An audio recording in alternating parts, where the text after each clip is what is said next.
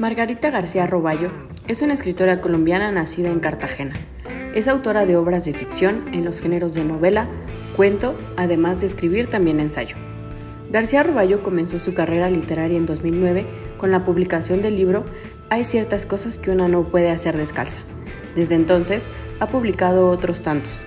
Entre estos, Las personas normales son muy raras, Cosas peores, Primera persona y Tiempo muerto.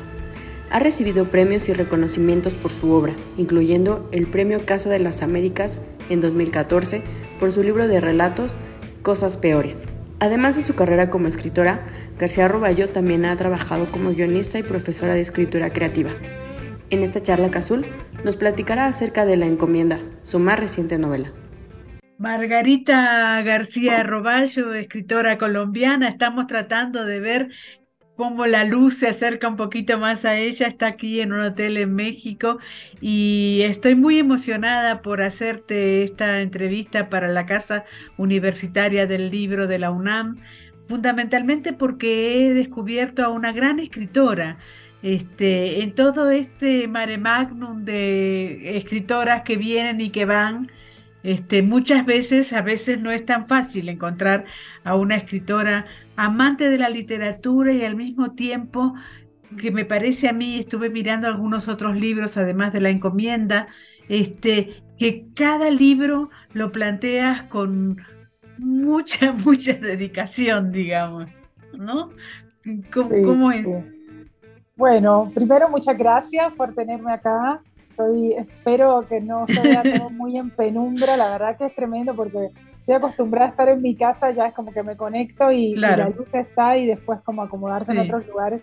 Pero bueno, es Mm. así, estoy acá en México contenta y, y te agradezco todo eso que estás diciendo. La verdad es que sí, o sea, cada libro es como un universo nuevo que uno abre como una puertita y en todos, más allá de que sea un libro ínfimo, chiquitito, de 300 tiradas, o sea, no importa, digamos, el proyecto que esté encarando, pero para mí es tan importante como si fuera la Biblia, o sea, el esfuerzo que le dedico es el mismo y soy muy, muy como, no diría que la palabra es obsesiva porque no me parece algo peyorativo, pero soy como muy cuidadosa con el tema de la corrección, que es la parte que quizá más disfruto de la escritura, cuando ya está como el material ahí en bruto y uno tiene entonces como que darle forma y tratar de que se parezca lo más posible a lo que uno tiene en la cabeza.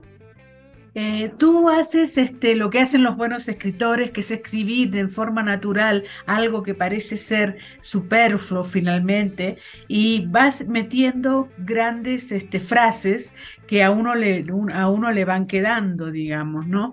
Entonces, en ese sentido, me anoté algunas frases y me llamó mucho la atención ese tipo de amargura que a la larga te lleva a agarrar un palo y a ensañarte contra un perro o un anciano, ¿no? Y uno ha sentido ese tipo de amargura y además sabiendo que esa amargura mucho después, digamos, ¿no? Uno tiene ese impulso, pero no sabe que es una amargura interior muy fuerte, digamos, ¿no? Y así vas anotando frases muy reflexivas que a uno lo hace parar en el libro y empieza a pensar en todo eso. Sí, a ver, yo creo que tiene que ver mucho con, ayer hablaba de esto con a un club de lectura que estuve y que hacía referencia al tipo de frases que usaba, que en general tienen que ver con algo como muy cotidiano, algo que nos puede pasar a todos, o sea, sentir cierta sensación como de desamparo, de amargura, o fijarse, no sé, en un árbol caído, o sea, cosas que nos pasan a todos a diario, pero yo sí creo que en un escritor es muy importante la mirada, ¿no? Como el entrenamiento de esa mirada, y estoy convencida de que si uno se detiene lo suficiente en cualquier aspecto, incluso en los más banales y más superfluos, como decía recién, en algún momento va a descubrir algo.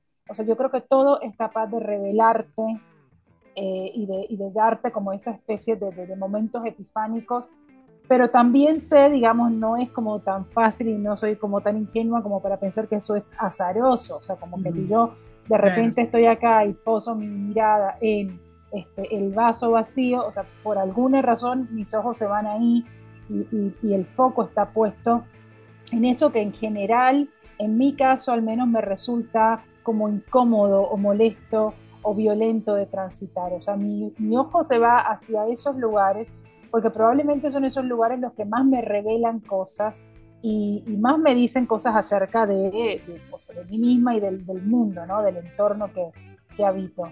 Ujú. Está muy bien entonces vivir en Buenos Aires, donde cualquier cosa te revela muchas cosas. Absolutamente, absolutamente. Sí, sí, sí, es un gran estímulo.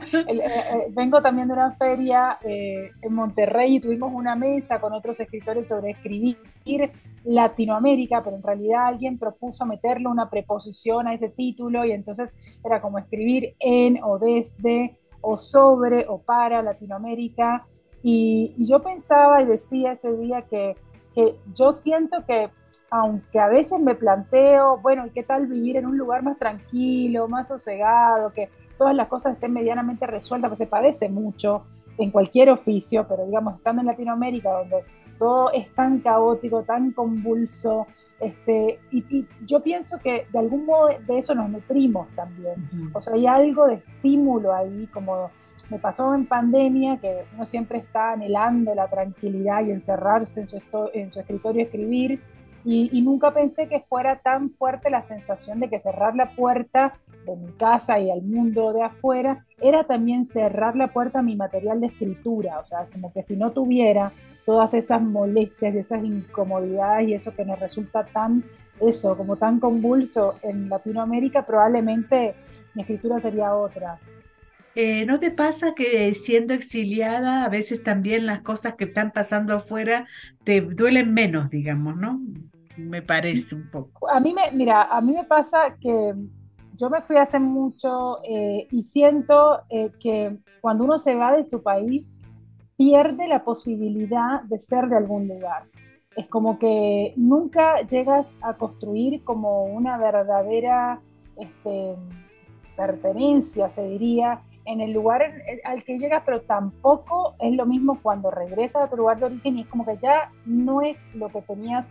Es como cuando uno vuelve a la casa de los padres que dice, ay, está más pequeña, está más sucia, está más decaída, está más no sé qué, y en realidad el que cambió fue uno creció y la ve más pequeña, uno vio otras cosas y la compara, es como que nunca, las cosas se mueven todo el tiempo porque uno se mueve, ¿no? Y la mirada va cambiando. Entonces, a mí, cuando me fui de mi país, que me fui viví en varios lugares, pero finalmente me asenté en Argentina, en Buenos Aires, me pasó, y lo supe muchos años después, que empecé como a habitar un país propio, como una especie de limbo, y entonces eso me hace como vivir en una especie de carcasa en donde ni me afecta tanto lo que pasa afuera de donde vivo, ni lo que pasa en Colombia.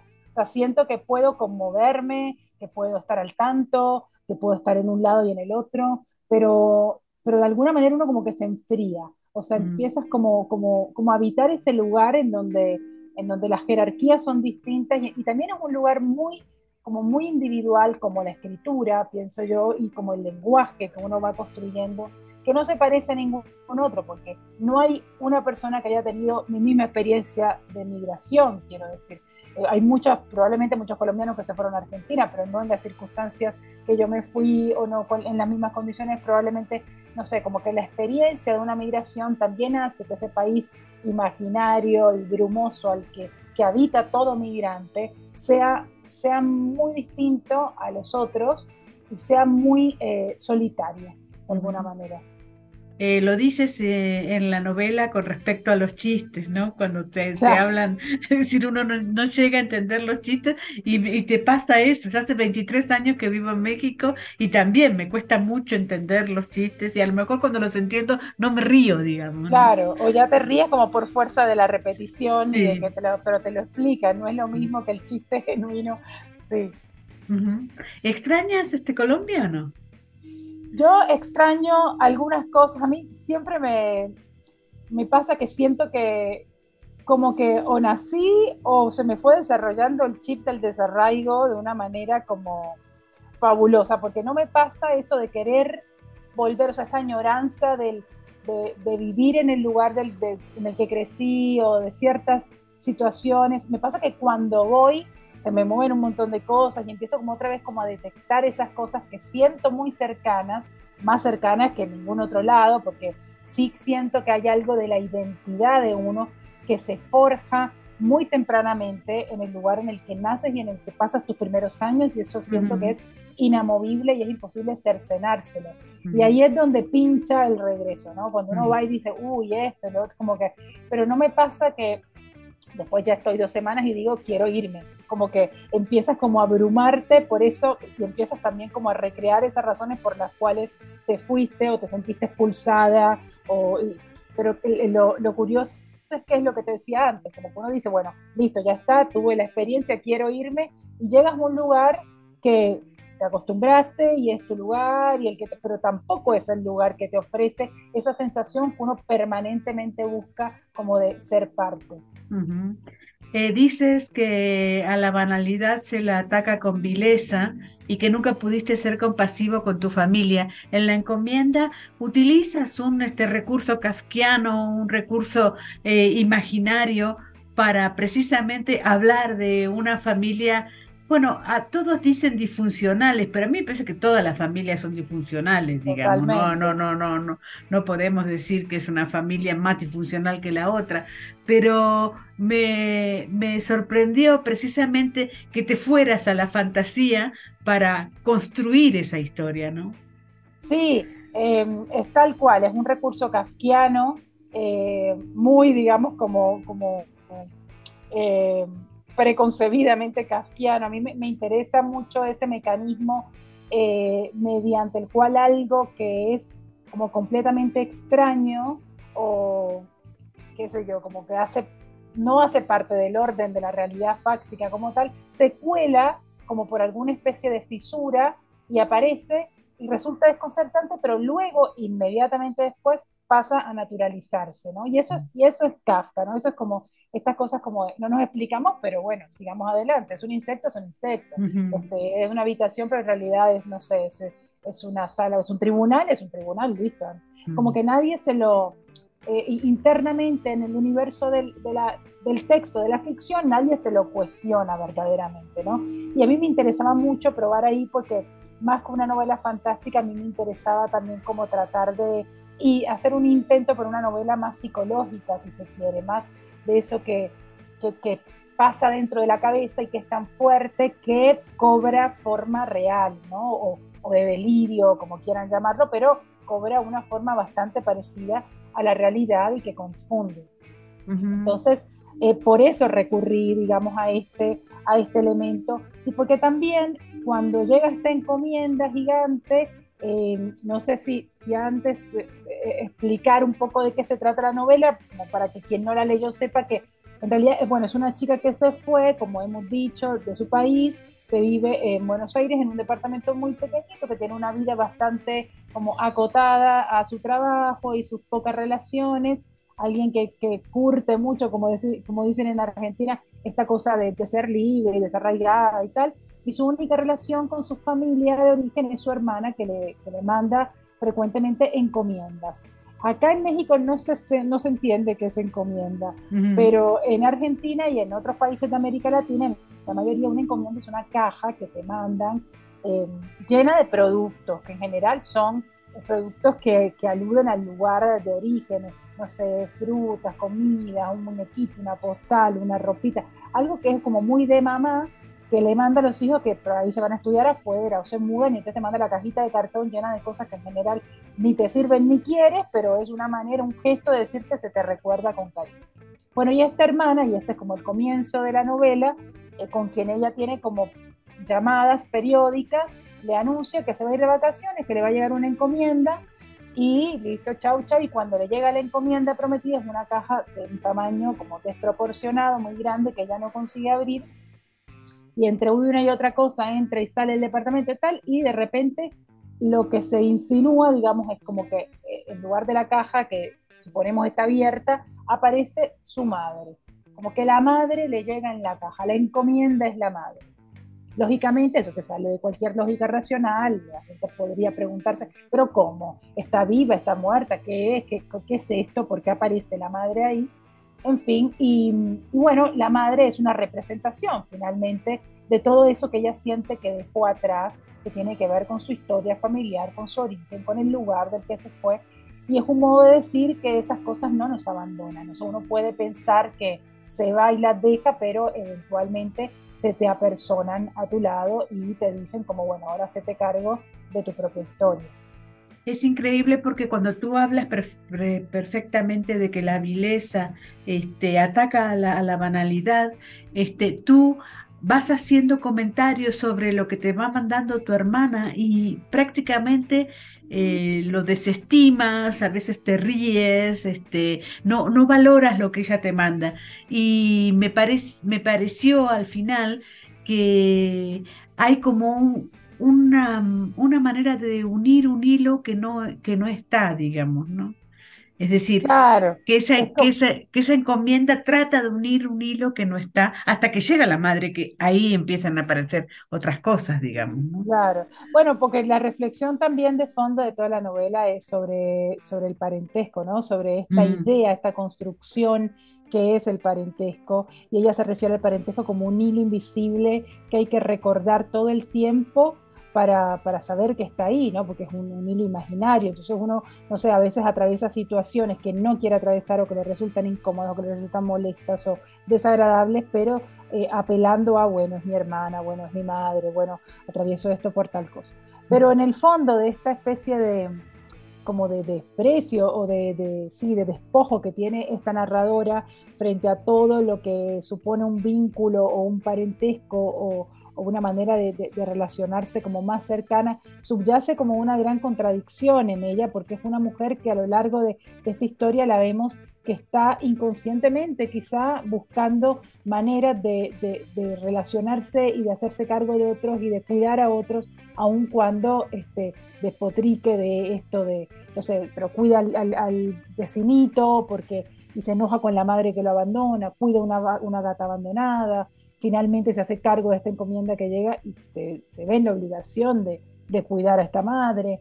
Entonces alguien que cree no tener eso y que puede prescindir de esta sensación de sentirse responsable o sentir cierta ternura frente a otro y sin embargo se contradice, digamos, en su conducta. La madre no es ni buena ni mala, es la madre. Es decir, y la Claro, representación de la madre es eso, digamos, ¿no? claro. Y yo pensaba también que tener una madre muerta implica otra mirada, me parece a mí, ¿no? Me parece que tendría ahora la madre más hincha pelota, pero que estuviera viva, digamos, no sé. Ah, bueno, claro. ¿Y para ti la madre está muerta en la novela? No lo sé. No sé. Yo tampoco, no sé, es una encuesta que estoy haciendo. No, no, porque, claro, porque es una novela que te deja como también Claro, muchas preguntas, ¿no? Como que cada quien puede completarlo de una claro. manera distinta. Y ahora que te escuchaba ayer en este club que estaba, que lo tengo como muy fresco, había alguien que me decía algo que me parecía muy llamativo, me decía, lo que pasa es que esa madre no la dejaron ser una madre distinta, la madre que quería ser, o sea, ella se las entregó o se las sacaron o se las entregó sus hijas a su madre y a su, o sea, las crió una tía, porque esta madre las tenía en un lugar, en esta casa como medio salvaje, que le decían, bueno, no, mándalas a un colegio que sirva, vamos a vestirlas con uniforme, no sé, como todo este intento por civilizar, digamos, que en general tienen las familias y que impiden que una madre críe a sus hijas como le dé la gana, ¿no? Como que Mm. eventualmente diga, bueno, después cuando llegaban ustedes ya me despreciaban y entonces por eso las dejé ir. No sé, como que una madre que quizá quiso ejercer otro tipo de maternidad y no pudo. Eso es cierto. Ahora, una de las cosas maravillosas que tiene la novela es precisamente describir a la persona que narra, ¿no? Que colecciona fotos de Idris Elba, por supuesto, y eso ya, yo ya me siento identificada, por supuesto. Aunque ahora está un poquito viejo, hay que decirlo.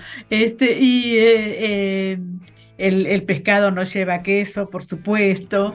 Y esta esta manera de ser escritor, de ser freelance, en un mundo que no te da seguro, que no te da transparencia, que no te da absolutamente nada, que no te da contratos, y uno siempre pareciera ser que está a expensas del otro cuando en realidad no existe eso, digamos, ¿no? Sí, Eso me llamó mucho la atención. Bueno, me sí. sentí muy identificada, por supuesto. Claro, bueno, a mí me interesaba también como que la novela tiene muchas capas, por supuesto, Claro, tiene como esto, lo más argumental, la historia de la madre, el pasado, el proyecto de la beca que está haciendo, sí. esta cosa medio metaliteraria que es como que está el proyecto escribiéndose mientras la novela está siendo escrita y todo esto. Y además hay una parte del oficio que a mí me interesaba mucho también plantear ahí, que cada vez me interesa más escribir sobre escritura, digamos, Ujú, porque siento que en las condiciones materiales en las que uno escribe son ujú, súper determinantes en aquello que uno escribe. ujú, Se nota, o sea, como que permea todo eso, así como la atmósfera se va armando, digamos, de retazos de cosas que uno le, como que le inocula al texto. Creo que las condiciones materiales no son menores y los ujú, escritores en general en esta parte del mundo, en Latinoamérica, tenemos unas condiciones muy precarias de trabajo. ujú. Y eso hace que, no sé, se escriba con más urgencia, quizá como de una manera más trepidante, pensando que, digamos, que el largo aliento no vamos a llegar. Es como que siento que determina estéticamente mucho los Ujú. textos, nuestras condiciones materiales que tienen que ver con todo eso que dices y que también padece la narradora de la encomienda.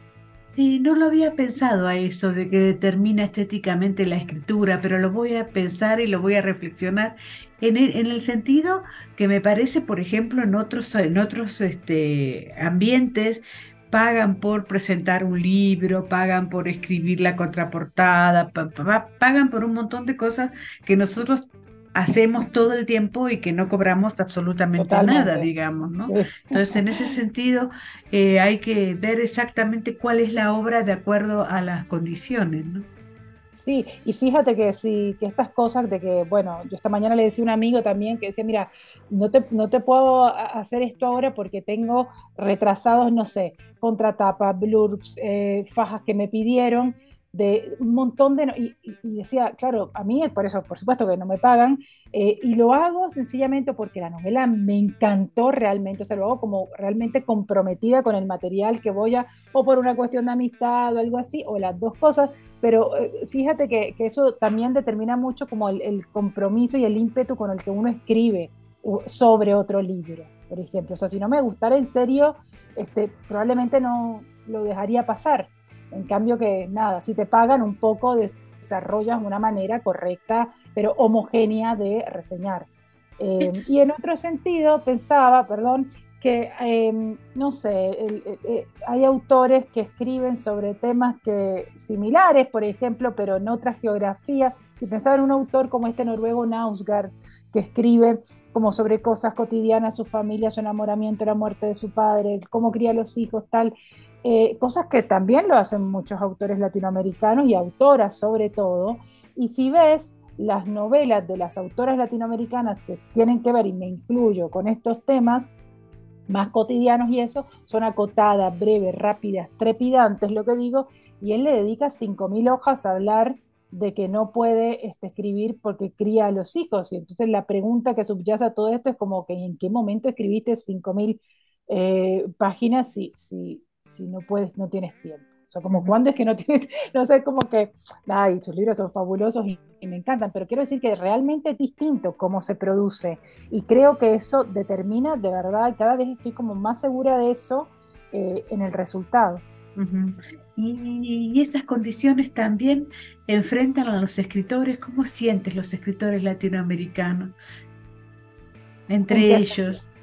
Bueno, no, yo siento que hay como mucha prosperidad, o sea, en cuanto a, no lo digo por supuesto en cuanto a lo económico específicamente, sino en cuanto a la producción, o sea, hay un montón de verdad de muy buenos libros circulando por ahí y de verdad que, a ver, más allá de que ninguno la tiene resuelta, yo creo que, o sea, es una condición necesaria de ser autor latinoamericano, es tener que comprarte el tiempo para escribir, que no es Sí. nada menor, o sea, uno trabaja en otras cosas porque se está tratando de comprar el tiempo que le dedica a su escritura, mucho más si tienes, no sé, familias constituidas o tienes hijos o qué sé yo, que todo eso te va robando tiempo y productividad, entonces uno cada vez más hace trabajos como residuales o lo que te ocupe menos posible, trabajos accesorios, tal, de manera que trabajes lo menos posible, cobres lo suficiente para poder comprarte el tiempo que necesitas para tu escritura.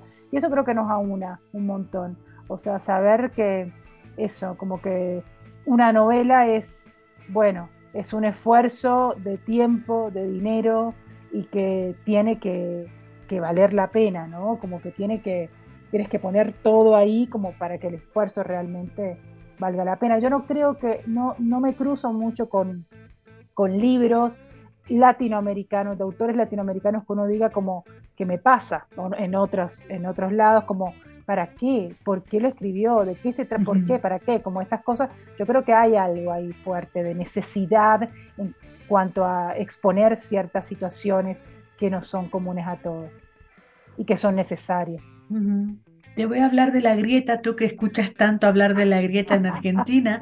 A Ay, mí me sí. parece que hay como una especie de grieta ahora entre las nuevas generaciones de latinoamericanos, en el sentido de que hay muchas chicas que dicen no voy a leer hombres, y los hombres tampoco leen mujeres, la verdad, ¿no? Y hay como una grieta cada vez más ancha y me parece como insalvable en estos En tiempos. ¿Qué serio. te parece? Mira, a ver, tengo muy poco que aportar ahí porque ciertamente yo vivo muy en el margen digamos, como de la cuestión más de los escritores y todo esto, pero una vez más, por las condiciones que me son propias a mí, ¿no? En mi vida. Yo tengo hijos pequeños, yo vivo más ocupada, digamos, de la vianda que tienen que llevar al día siguiente, de que cuál es la novedad literaria del momento.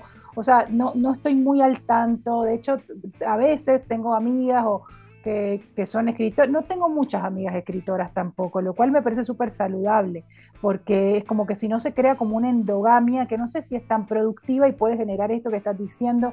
A mí no me pasa por suerte, pero sí me ha pasado de sentirme que tiene sus contras, tiene muchas contras esto de estar un poco en la periferia digamos, no sé, de la movida, si se quiere, y es que no, o sea, yo no estoy muy en los lugares que hay que estar, o sea, no me invitan a muchos lugares, no estoy en ninguna de las listas esas que hacen, la generación, las nuevas plumas, no sé qué, a mí eso no me suele pasar, pero no lo digo como que, o sea, no lo siento como una falta, porque tampoco estoy como muy pendiente de eso, porque una vez más estoy muy al margen, entonces me entero de poco.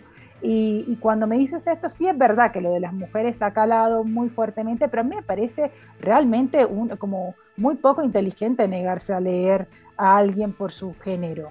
O sea, realmente a mí no me pasa. O sea, leo muchos escritores y leo muchas escritoras y básicamente leo por aquello que me convoca, porque no sé, empiezo a leerlo y no puedo parar, porque me interesa lo que dice, porque su estética me parece llamativa, nunca porque sienta que tengo que leer algo porque está en falta. Ujú, ujú. Ya vamos terminando. Una de las preguntas que te quería hacer era quién era tu modelo. Estoy leyendo La familia de Sara Mesa me resultó bastante emparentada con lo tuyo, no porque fuera una novela igual ni mucho menos, pero esta cosa de ver exactamente la familia, a pesar de que la familia fue vista a lo largo de mucho tiempo por grandes novelistas Claro, también, no, ¿no? encima salió más o menos al mismo tiempo. Yo no Sí, la leí todavía, la novela de Sara me encanta ella. Leí la anterior, Un amor y otras sí, cosas, otros preciosa. cuentos. Me encanta cómo escribe ella, me parece maravillosa. Pero no leí La familia todavía. Y sí, cuando salió y salió la encomienda, varios me dijeron, ay, mira, pues pueden como encontrar, no sé, como ciertas similitudes en cuanto al abordaje del tema, ¿no? Que finalmente se trata de abordar ese mandato de la familia y los parentescos. Eh, no sé, a ver, yo tengo es muy dinámica mis referencias y mis Ujú. influencias, van cambiando según el tiempo y no solamente son literarias, ¿no? Como que yo siento que también está bueno que uno se nutra de otras cosas, no solamente la literatura. del cine, de la música, de lo que te pasa, ¿no? De la vida, un poco de tener un poco de calle. Yo doy bastantes talleres y a mis alumnos siempre les digo eso, ¿no? Como que o sea, lo que más extraño de un escritor, lo que más echo en falta y lo que más se nota es cuando un escritor no tiene mundo ni calle, ni, viste, como que está esto de encerrarse y escribir sobre sus cosas, y por muy erudito que sea, yo siempre echo en falta esta cosa como de perspectiva de que qué parte del mundo estás mirando, qué es lo que te preocupa, cuál es el sentido, ¿no? Finalmente de escribir esto, y eso te lo da la calle, te lo da curtirte de muchas maneras posibles, consumir de todo, y no solamente lo que debe ser, ¿no? El canon y todo esto.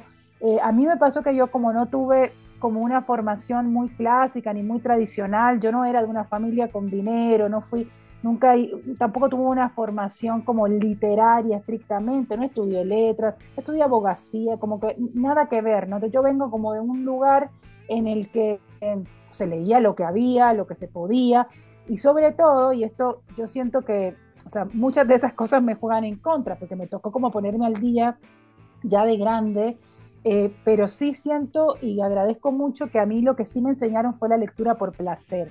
O sea, eso de acercarse a un libro y a una historia y intentar meterte en ella, y que si te daba placer y te metías de cabeza no salías más, pero si te distanciaba no tener ninguna culpa en decir esto, no me siento ni remotamente conmovida, chau.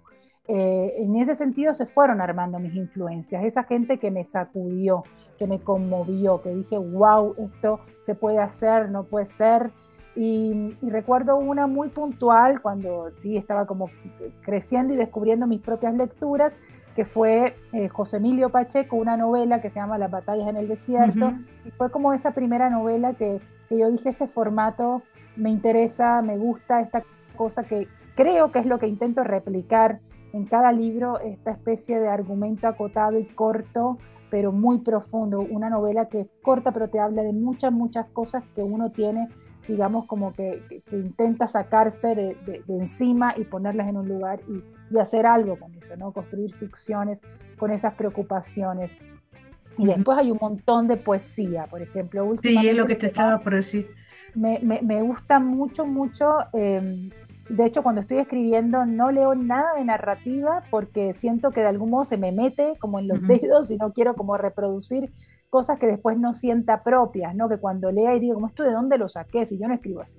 Entonces como que trato de no leer narrativa mientras escribo, pero sí leo poesía, porque como yo no tengo ninguna ambición ni ningún talento para ser poeta, entonces no aspiro a eso, y entonces lo que sí me gusta que se me pegue de cierta poesía es la música. Y así me siento que es como para mí la poesía es como el arte supremo, es como lo que, no sé, la aspiración máxima, y me nutro mucho de eso y me resetea la poesía. Cuando digo, bueno, ahí no sé qué leer, me agarro, no sé, me gusta mucho, por ejemplo, Cristina Pei Rossi, lo que lea de ella siento que es como muy refrescante. Me gustan algunas poetas americanas como Sharon Olds. Bueno, Louise Gluck antes del Nobel también la leía mucho. Me gusta Blanca Varela, Elvira Navarro, me gusta Elvira Hernández, perdón. En fin, hay un montón de escritoras, de poetas que, como te digo, también como que se van reseteando, como que se van cambiando, es muy dinámico según el momento en el que esté, pero creo que siempre me salva eso, ¿no? Agarrar un libro de poesía y meterme ahí. Van las últimas dos preguntas. La primera es precisamente, vives en Buenos Aires, donde la academia tiene su gran peso, digamos, ¿no? Sí. Por suerte no tienes tantas amigas escritoras. Y las que tengo no son nada académicas, así que... Te pasa por encima la cosa de la academia. Mira, es que no tengo, a ver, yo no tengo nada en contra tampoco, pero es como que no me siento nada cerca de ese espacio. Y tiene que ver con, en Colombia también, en Colombia creo que todavía es peor, porque en Colombia hay como una especie de idea de que el escritor todavía es este tipo, digamos, como súper erudito, que estudió, que se fue afuera, que hizo una maestría, que se ganó una beca, que escribió una primera novela con éxito de crítica y se la tutoriaron no sé cuántos escritores súper conocidos. O sea, como que hay una cosa de solemnidad, de nombre, de prestigio, que para nada me vincula, porque yo no empecé así, yo escribí con lo que tuve a mano, nunca tuve como una guía muy clara. Entonces yo me siento al lado de escritores colombianos y me siento mosca en leche, es como que los leo, me parecen talentosísimos, o sea, eso no quiere decir nada que, o sea, sus obras después pueden ser maravillosas, pero el camino para llegar ahí para mí fue muy distinto y eso creo que en eso hay una distancia. Y en Argentina yo lo siento menos, porque creo primero por el volumen, digamos, hay muchos escritores y hay mucha gente queriendo hacer algo con ese mismo desprejuicio, como, bueno, no necesito irme a Boston o a no sé dónde o a Londres Claro. para y mientras que en otros países de Latinoamérica un poco más solemnizados, sí. Y yo eso lo Sí. siento como más desprejuiciado en Argentina, pero sí es cierto que está toda la parte de la academia local, además, que en Buenos Aires es muy fuerte esto de Puan y la UBA y bueno, profesores y teorías literarias que también me expulsan. Entonces, no, como no tengo, viste, como intento llegar hasta donde puedo y nutrirme de lo que me cabe, digamos, pero después no es algo con lo que yo pueda hacer demasiado, ¿entiendes? Como que yo siento que mi material pasa por otro lado, circula por otros ámbitos y no es exactamente el de la academia. Bueno, la última pregunta y muchísimas gracias por esta entrevista para la Casa Universitaria del Libro es precisamente cómo empezaste a escribir, qué consejos le podrías dar a esos alumnos de la UNAM que nos van a ver y que van a empezar a pensar, bueno, cómo habrá empezado a escribir, Uy, de la UNAM, y yo sí me acabo de decir que la formación y no sé qué. No, estamos, No. no, yo siempre digo esto, pero la verdad es que si yo hubiera tenido la posibilidad, o sea, si por ahí si hubiera tenido incluso un atisbo del futuro, le habría insistido a mis padres, tipo, no, ¿cómo? No quiero estudiar Derecho, mándenme a estudiar a no sé dónde, pero no lo tenía, ¿no? Como cada quien hace su camino con lo que puede, y bueno, y a mí me tocó así, y bueno, y así me fue en la vida, no sé, fui como manoteando de todos lados. Yo lo que sí siento es que cuando a ver, y le insisto mucho a mis alumnos en esto, como que yo sé que es difícil sentarse a escribir como con una idea clara o con un objetivo, con un tema, algo que uno diga, bueno, en realidad mi tema es este y yo me quiero referir a este tema y llegar a este punto. Es difícil porque uno no lo tiene claro de entrada y ese saber va como apareciendo un poco sobre la marcha, pero mientras más cercado uno pueda tener esa preocupación, o sea, ¿qué es lo que te preocupa del mundo finalmente? ¿Qué es eso que te empuja a la silla así por los hombros y te siente y dice, refiérete a esto? ¿Por qué estás tan obsesionado con esto? Para mí eso es muy importante porque ahí ya tienes como gran parte, digamos, del desafío de escribir ganado y es encontrar el sentido a lo que escribes. Claro. Después todo el tema formal, todo el tema técnico y todo eso va también a salir de ahí, porque cuando uno tiene claro el sentido, puede tomar decisiones formales que van a expresar mejor ese sentido.